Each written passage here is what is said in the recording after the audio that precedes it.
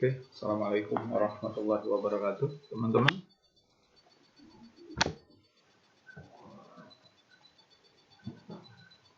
Tes.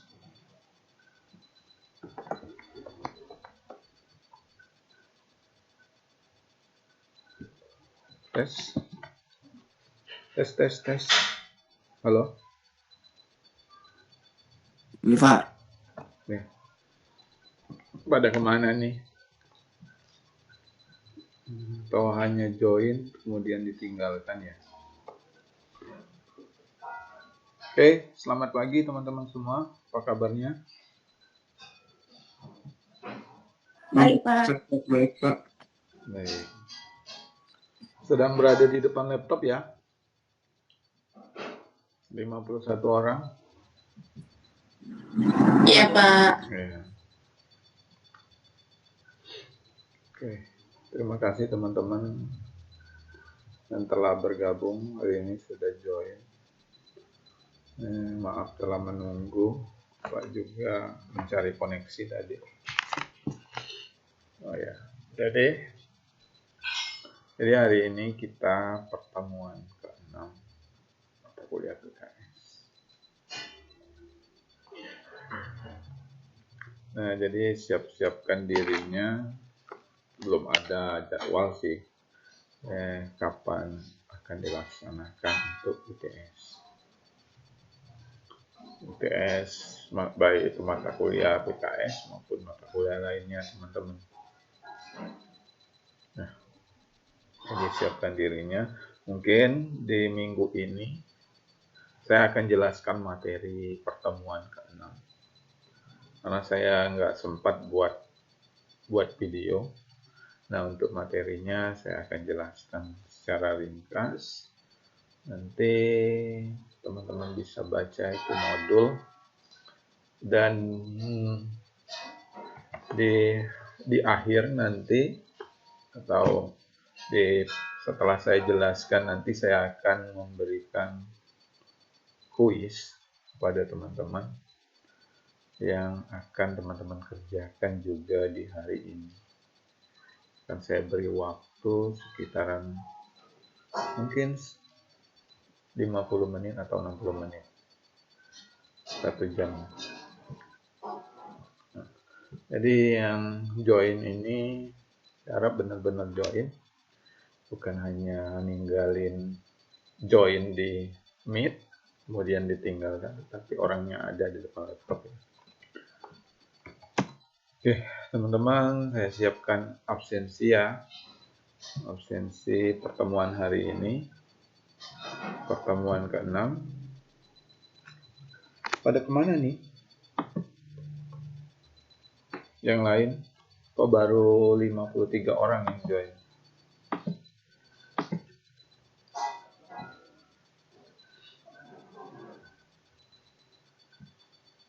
Masih pada tidur? Atau masih pada sedang olahraga? Oke lah. Tapi pelaksanaannya nggak akan ditunda. Batas waktunya seperti itu. Kuisnya. Nanti yang nggak kerjakan ya nggak ngerjakan.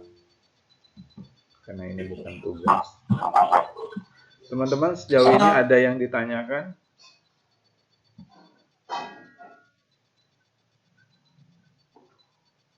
Ada yang ditanyakan? Boleh tanyakan ya. Sambil menunggu saya siapkan ini. PPB 28. Jadi dari 73 orang mahasiswa yang ada di kelas ini, yang baru gabung 54. Oke lah. Mungkin kalau yang nggak hadir jumlahnya sebanyak 54, mungkin saya akan absensikan manual saja siapa yang hadir. PPB.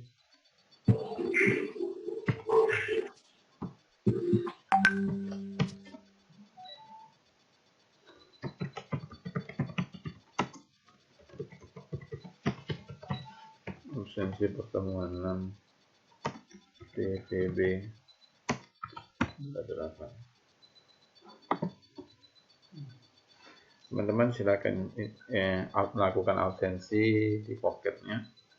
Untuk yang belum bisa nanti saya sediakan nanti saya absensikan manual jika jumlah mahasiswanya nggak bertambah sejauh ini. Jika sudah memenuhi 70 orang, mungkin saya akan sediakan absensi manualnya. Nggak apa-apa lah, dadakan ya, biar tahu siapa yang nggak kuliah, yang hanya isi absensi saja. Ya. Oke teman-teman, ada yang ditanya sebelum kita masuk materi, baik itu ditanyakan materi minggu lalu ataupun persiapan kita ke depannya. Ada yang ditanya? Pak, izin bertanya. Boleh. Nah, tadi untuk kuis itu kita diberikan soal lalu kita kerjakan di buku lalu di scan kirim ke Bapak atau seperti apa teknisnya, Pak? Iya, nanti teman-teman kerjakan kuisnya, ditulis tangan, di kertas, kemudian di scan, dijadikan satu file PDF, dan di-upload. Nanti saya sharekan. Untuk pengerjaannya maksimum 50 menit ya, Pak? Nanti waktunya sesuai dengan setelah saya menjelaskan materi modul 6 ini. Saya juga nggak akan lama. Mungkin waktunya 60 menit sampai 100 menit saya berikan. Soalnya nanti setelah kelas Bapak kita juga ada jam matematika kelas besar, Pak. Jam? Jam 9 kita ada kelas matematika kelas besar. Oke lah, berarti sekitar jam 9 lah ya. Ini batas waktunya. Oke, ya teman-teman ya. Jadi kuisnya seputar materi hari pertama sampai dengan hari ini yang akan keluar. Oke.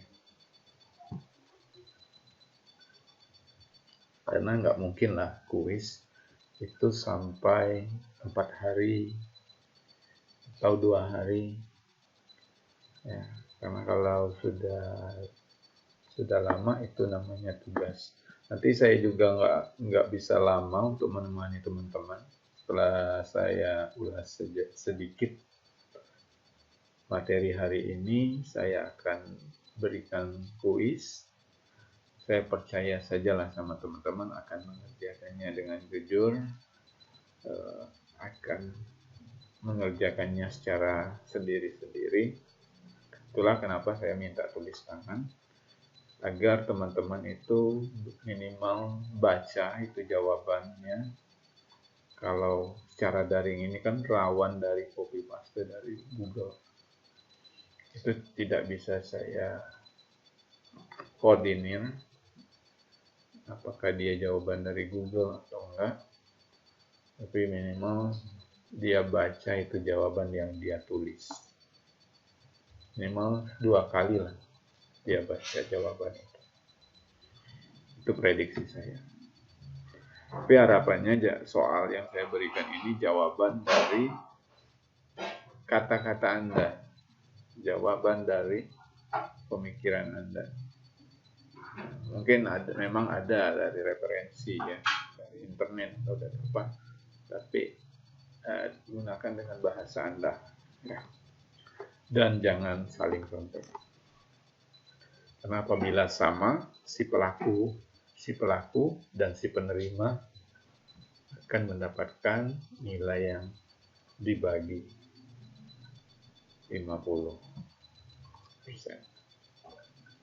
Oke, paham teman-teman? Ada lagi? Nggak ada lagi ya? Bisa bertanya, Pak? Boleh. Itu kuisnya itu dari modul 1 sampai 6 apa modul 6 aja, Pak? 1 sampai 6 sampai dengan hari ini. Mungkin sekitaran 6 soal, 7 soal. Jadi Oke, Pak. setiap pertemuan itu ada soal, ada soal. Ya. Ada lagi teman-teman?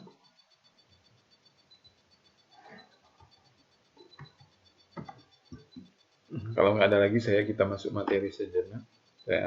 Saya juga nggak bisa lama nih. Nah, ini modul kita hari ini yaitu sustainabilitas atau sustainability. Kalau diartikan dalam bahasa kita, keberlanjutan. Kalau teman-teman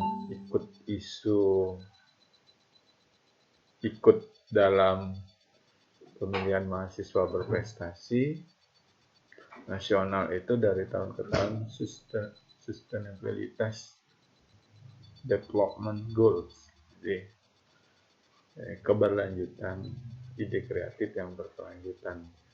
Ya, sustainabilitas itu adalah keberlanjutan kalau kita. Tapi bagaimana sustainabilitas itu di bidang teknologi informasi dan komputer. Jadi keberlanjutan kita yang akan kita urai, yang akan kita jelaskan di sini, keberlanjutan untuk di masa yang akan datang. Bagaimana pembuatan teknologi, kemajuan teknologi itu untuk kemajuan untuk generasi yang akan datang. Dan kemajuan teknologi itu tidak merusak lingkungan atau untuk generasi yang akan datang. Bukan hanya kemajuan teknologi ya teman-teman, kemajuan pembangunan sumber daya alam, otomotif, itu bagaimana dipikirkan untuk keberlanjutan. Oke. Memahami apa yang dimaksud sustainabilitas dalam dunia IT, ICT, dan green software atau software yang hijau, software yang ramah lingkungan dari permasalahan lingkungan kita saat ini.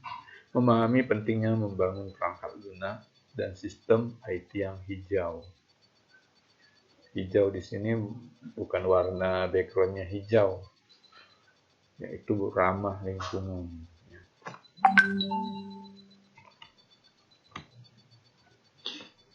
Kontennya sustainabilitas secara umum, sustainabilitas di dunia IT. Nah, ini terkait data di tahun 2000, itu konsumsi energi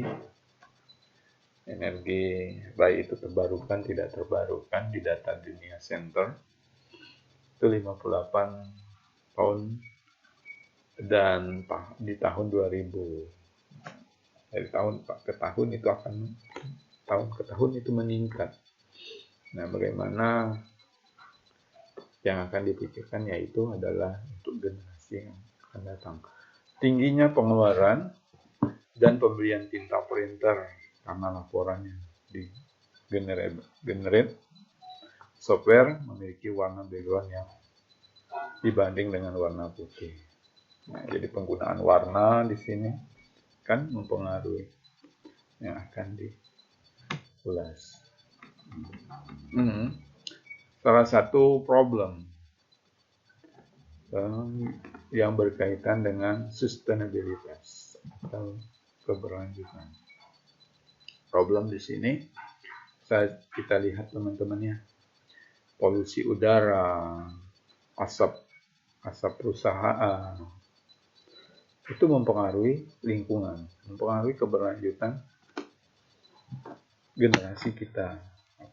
Kan rusaknya lapisan ozon, terus pencemaran udara, itu yang akan mempengaruhi kita, yang menjadi problem energi, masalah. Nah, kalau kita di Indonesia setiap tahunnya kita punya masalah asap, penebangan liar. Penebangan liar itu baik yang diizinkan maupun tidak, itu sering terjadi dan itu lama. Dampaknya apa? Untuk generasi muda, untuk generasi kita yang akan datang. Dilihat dari alam hutan. Apabila semuanya ditebang, bagaimana serapan air, bagaimana persediaan air, bagaimana jika lahan-lahan semuanya dibuka, akibatnya tidak ada lahan hijau, tidak adanya udara yang segar untuk dihirup. Maka padatnya populasi atau kemajunya suatu provinsi, banyaknya gedung, banyaknya perusahaan di suatu kota tersebut, itu yang jika dilihat dari sisi lainnya bagaimana tidak adanya kawasan hijau.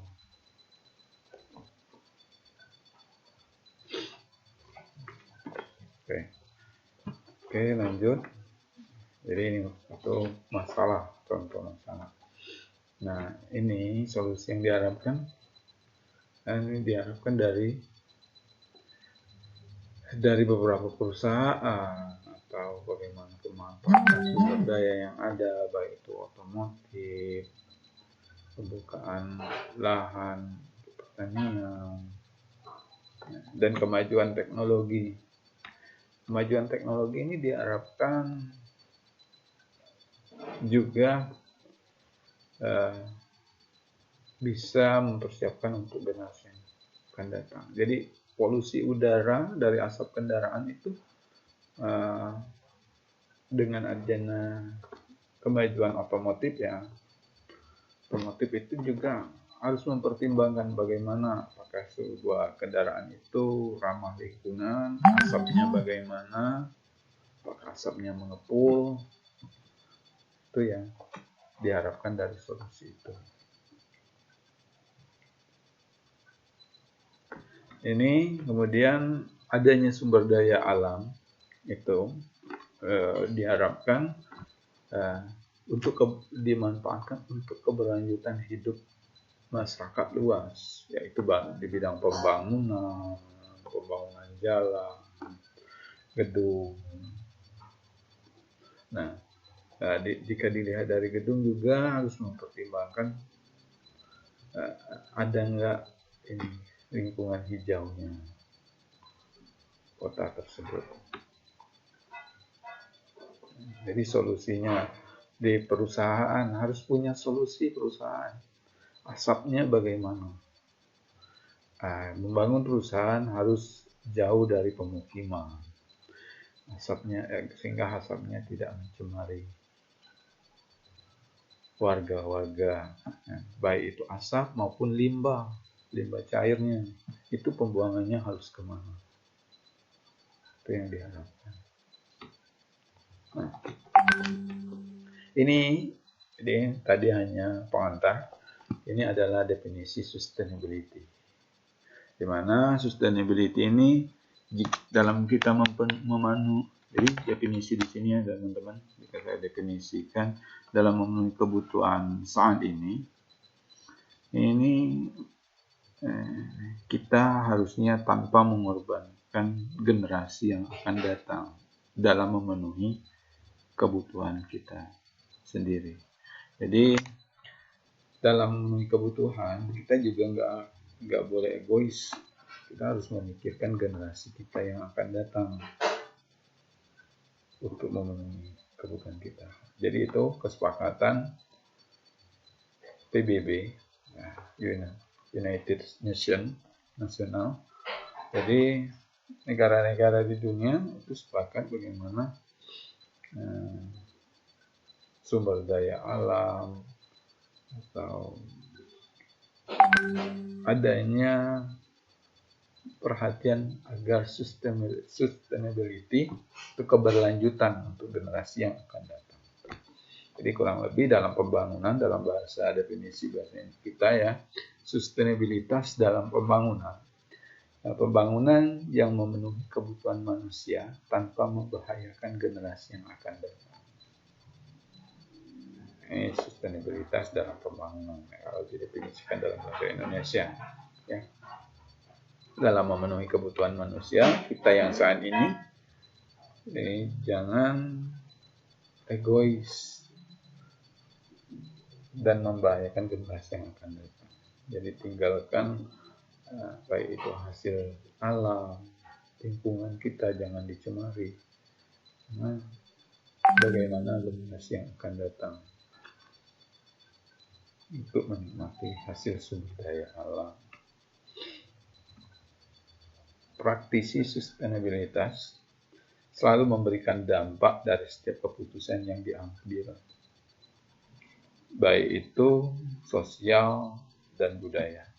Jadi pemangku kepentingan yang punya kedudukan harus memperhatikan dampak dari keputusannya. Dampak dari pengambilan keputusannya itu dilihat dari lingkungan, sosialnya, budaya. Nah, memperhatikan dampak di sini mungkin yang punya kedudukan ya teman-teman. Misalkan ilustrasinya izin pembukaan lahan. Itu menjadi masalah di kita setiap awal tahun. Itu penebangan liar, terus baik itu mereka ilegal harus ditindaklanjuti. Setelah ditindaklanjuti, saat ditindaklanjuti apakah itu tegas atau tidak? Kalau tidak, mungkin kita bisa lihat dari apakah ada unsur suap menyuapnya di sana.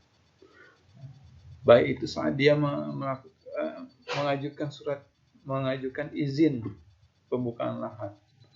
Yang memiliki keputusan ini harus memperhatikan lingkungan. Bagaimana limbahnya ini, bagaimana jika pembakarannya ini, asapnya ini mencemari lingkungan. Itu. Jadi selama ini mungkin memberikan izin atau tidak, ya, contohnya dalam dia memberikan izin, dia hanya bungkam. Nah, bungkamnya ini mungkin karena salah satunya sudah menerima suap. Jadi keputusan diambil melihat dari dampak terhadap lingkungan sosial, masyarakat, dan budaya sekitar. Jadi pemilihan kebijakan organisasi, kebijakannya bagaimana, tindakan ekonominya bagaimana, konsumsi energinya, dan lain sebagainya.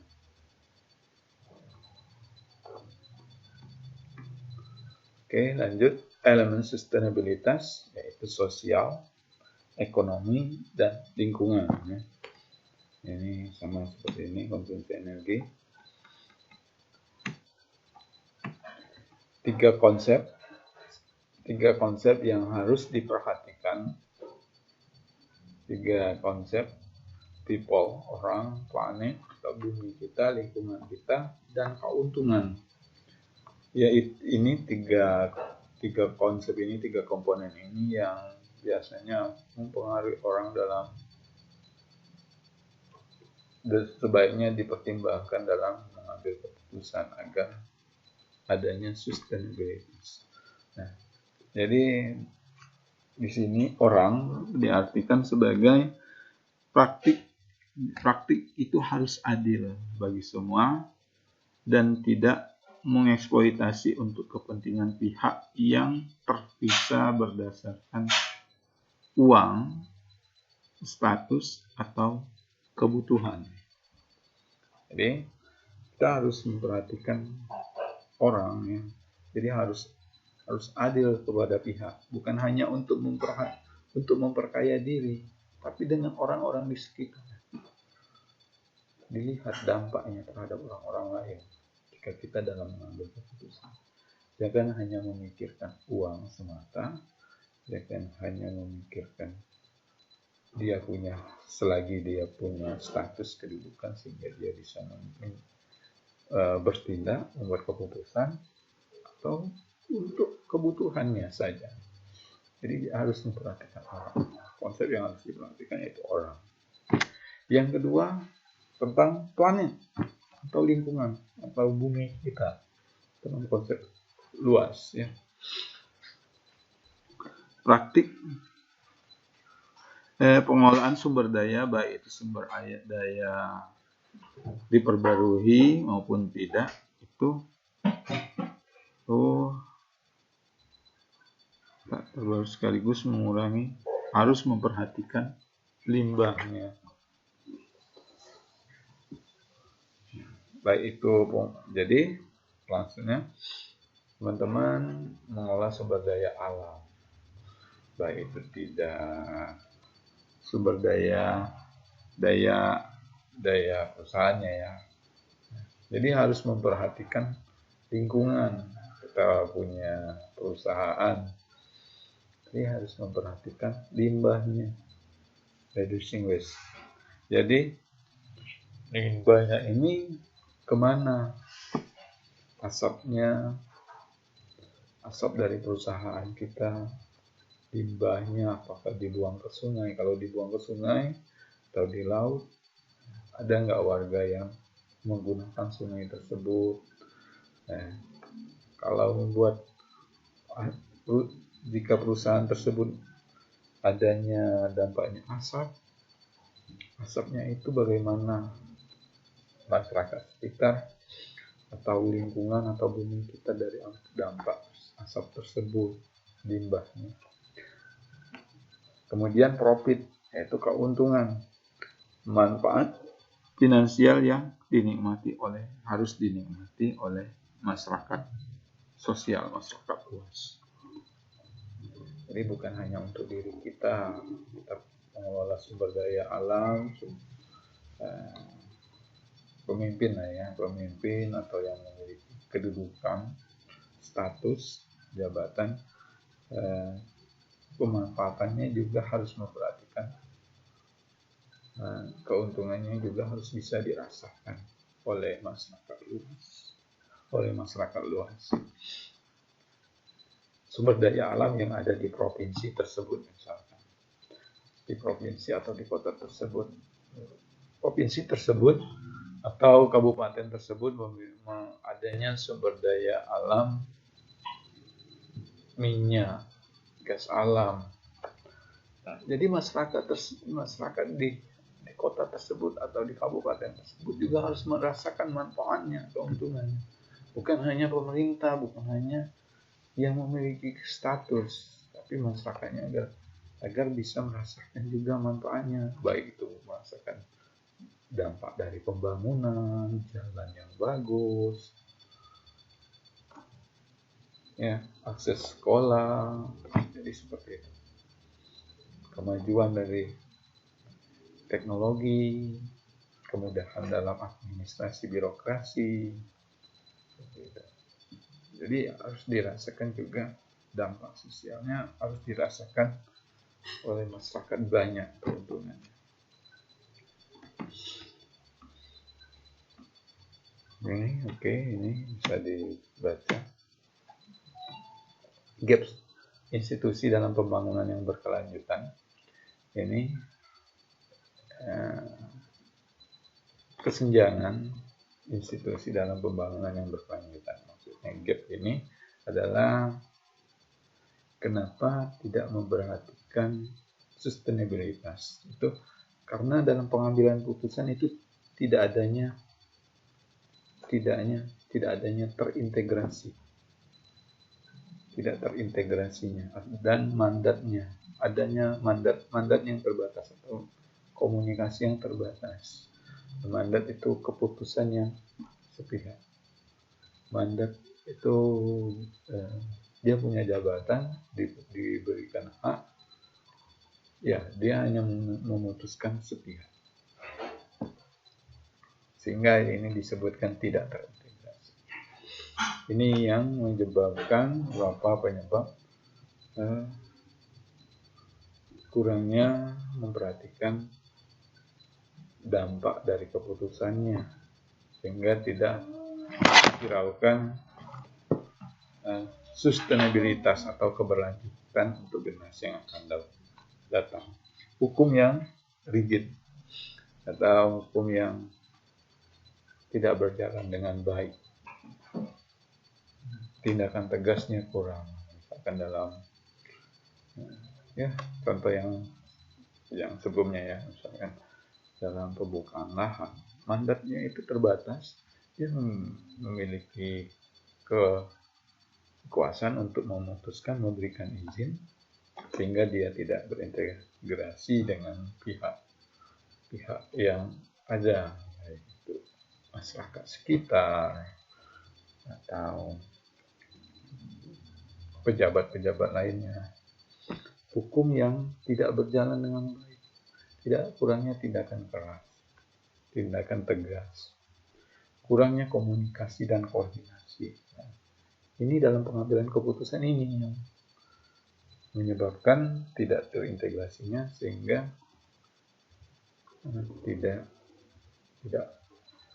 tidak memikirkan sustainabilitas atau keberlanjutan untuk Indonesia.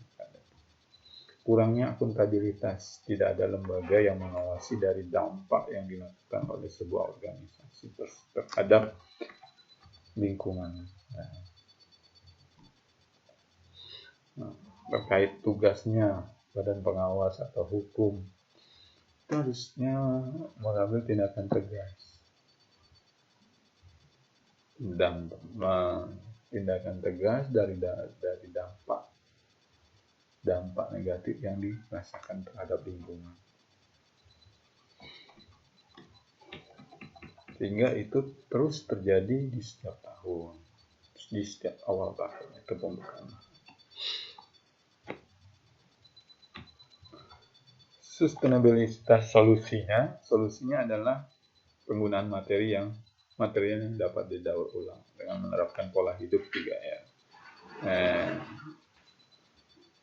Mendaur ulang, menggunakan yang ada, dan tidak menggunakan seperlunya saja. Penggunaan energi yang aman dan reliable, konservasi penggunaan energi yang dapat dipengaruhi,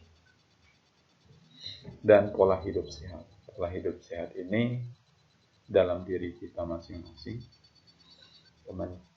Teman-teman tahu ya, seorang perokok itu tahu bahwa rokok itu menyebabkan kanker, serangan jantung, impotensi, dan lain sebagainya.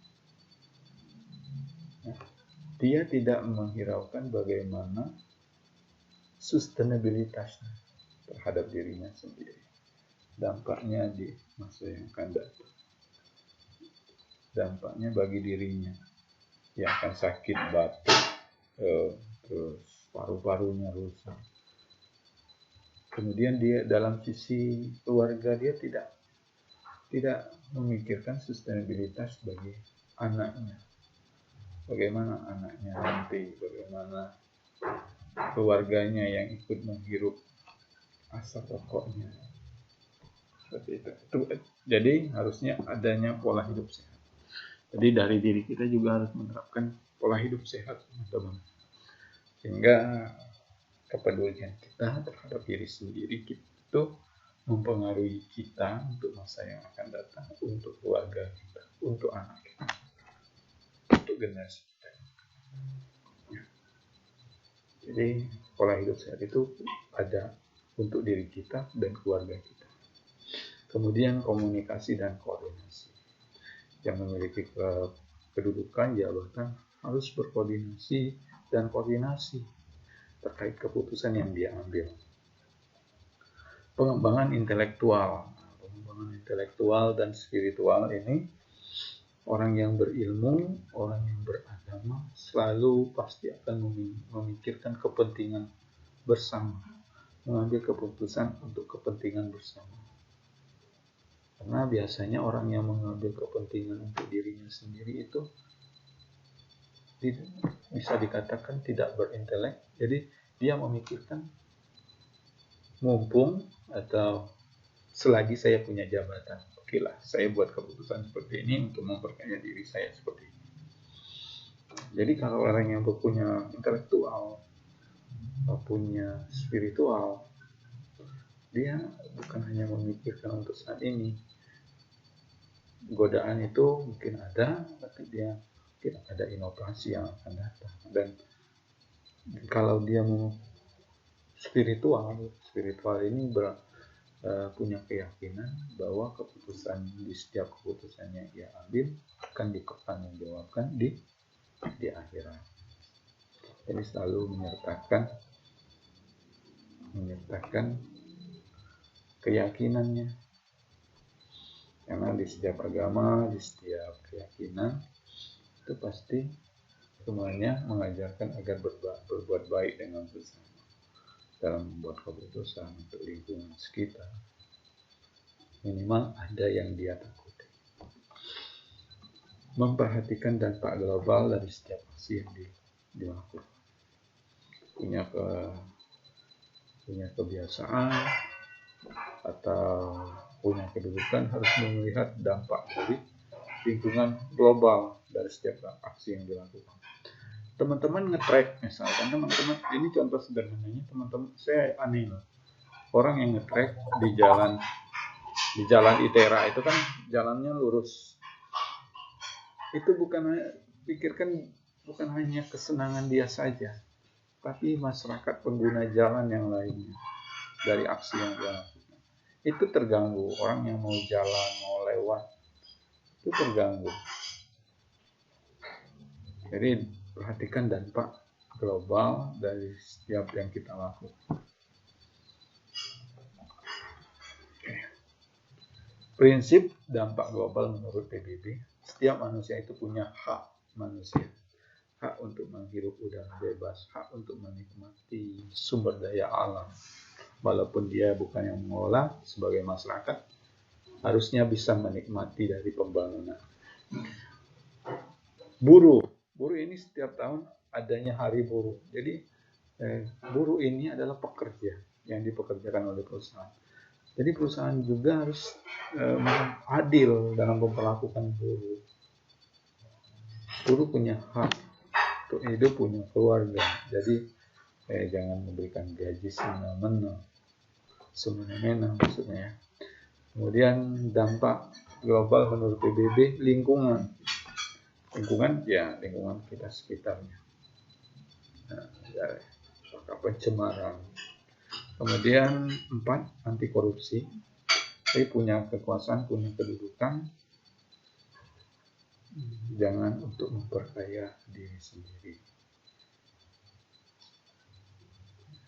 Sehingga itu akan berdampaknya akan luas, selain merugikan negara, merugikan perusahaan, merugikan lingkungan.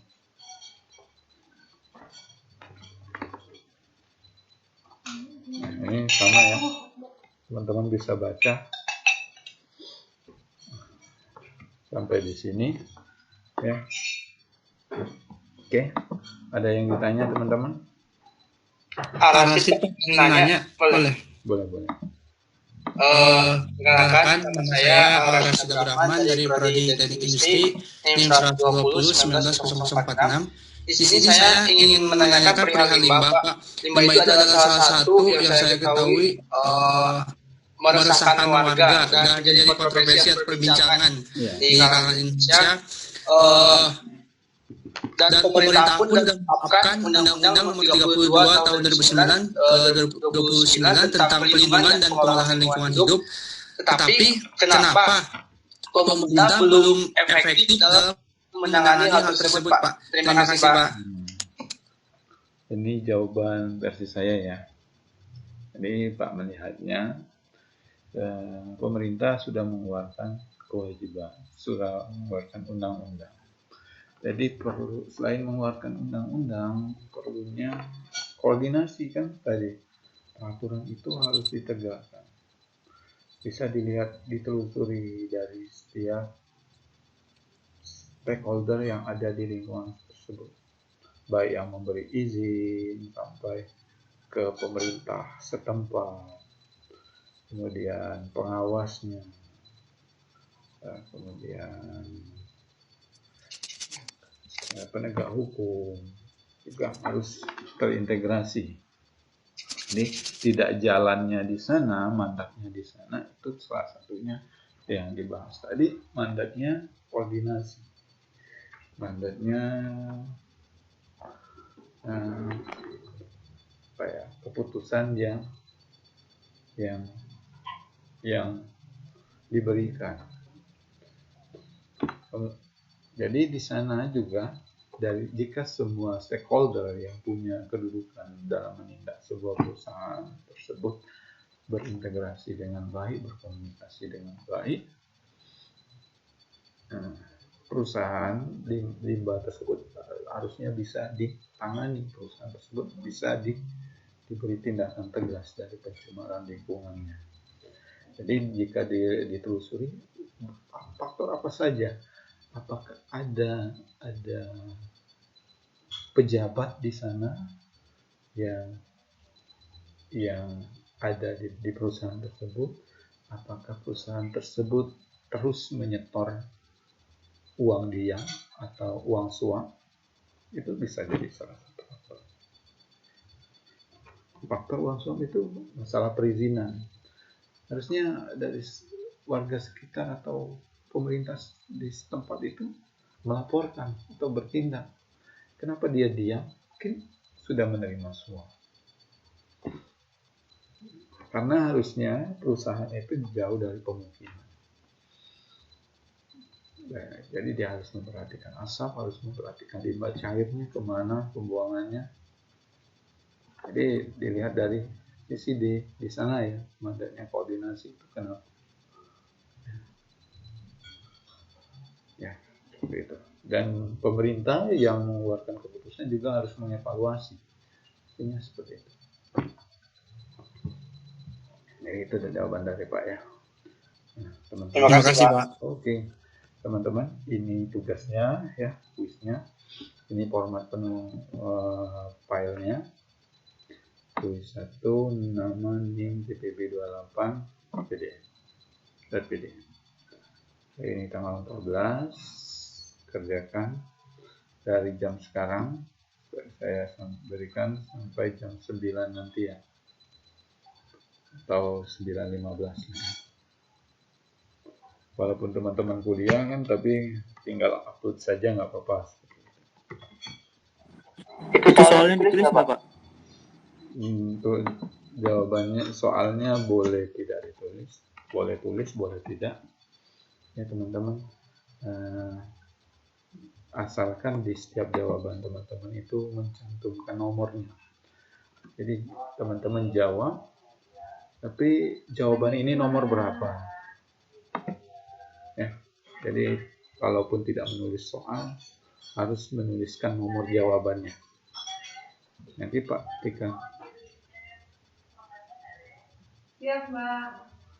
ketika menulis jawaban itu ada nomor jawabannya.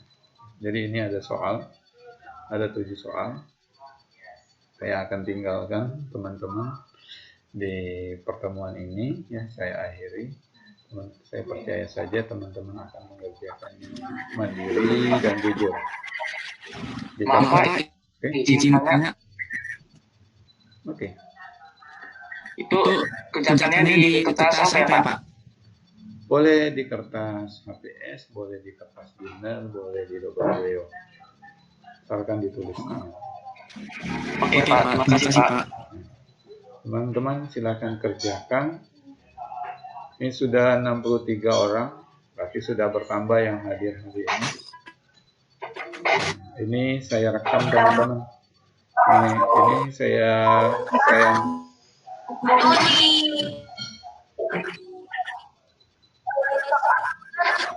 apa?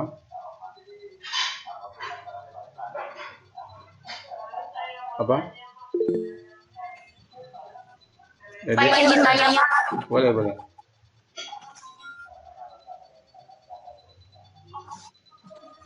Pak, izin tanya. Boleh. Tanyakan. Izin Bapak, Pak. Boleh, tanyakan. Soalnya ditulis atau langsung jawab? Jawabannya boleh soalnya boleh ditulis, boleh. Asalkan mencantumkan nomor jawaban. Soalnya ditulis atau langsung jawab? Boleh ditulis, boleh tidak. Asalkan mencantumkan nomor dari jawabannya. Boleh diacak jawabannya. boleh diacak mau menjawabnya. Boleh tidak menulis surat. Boleh tidak menulis soal. Asalkan mencantumkan nomor. Oke? Pak, izin bertanya, Pak. Oke. Ini pengumpulannya ada Ini batas gimana waktu. tadi ya, Pak? Nggak bisa, Pak. Uploadnya sampai jam 9.15. Pak, Oke. izin tanya, Pak. Ya. Silakan. Yang tadi ini gimana ya, Pak, yang nggak bisa upload, Oke. Pak? Saya sediakan absensinya manual saja ya. Karena lumayan banyak yang sudah. Oh iya, Pak. Oke. Nih. Silakan absensi untuk pertemuan. Yang bisa melalui pocket, yang nggak bisa ya mau gimana lagi, tulis di absensi manual ini. Ya. Kalau udah pakai paket, nggak usah sama lagi ya, Nggak Pak ya. usah, cukup. Karena akan sama saja. Oke teman-teman, demikian untuk perkuliahan hari ini. Saya jelaskan materi, saya sudah berikan soal, kerjakan. Jangan lupa upload di tempat soal ini ya, upload di sini. Ditunggu jawabannya. Ya.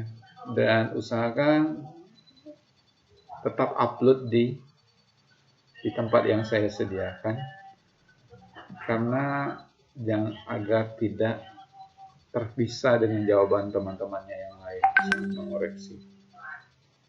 Ya. Oke. Kita akhiri ya teman-teman perkuliahan kita hari ini ya teman-teman. Semoga bermanfaat, sehat terus, sampai berjumpa di minggu depan. Sehat terus ya. Saya akhiri ya. Assalamualaikum warahmatullahi wabarakatuh.